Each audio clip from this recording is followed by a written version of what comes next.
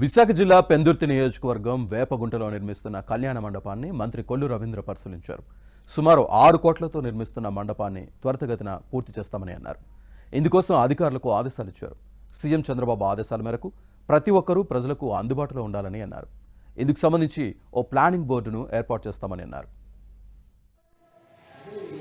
ప్రతి ఒక్కరూ కూడా ప్రజలకు అందుబాటులో ఉండాలి, ప్రజా సమస్యలు తెలుసుకోవాలి, అటు అభివృద్ధి సంక్షేమ కార్యక్రమాల్ని సమపాళ్ళలో ముందుకు తీసుకెళ్లాలనేది ముఖ్యమంత్రి గారి యొక్క ఆలోచన.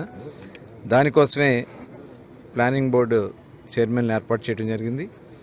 అనకాపల్లి ప్లానింగ్ బోర్డు చైర్మన్గా ఇన్ఛార్జ్ మినిస్టర్గా నేను ఈరోజు పెందుర్తి కాన్స్టిట్యున్సీలో విజిట్కి రావడం జరిగింది. ప్రతి ఒక్కరూ కూడా అన్ని కాన్స్టిట్యున్సీల వారీగా ఇవాళ రాష్ట్ర గ్రోత్ని మనం ముందుకు తీసుకెళ్లాల్సినటువంటి అవసరం ఉంది.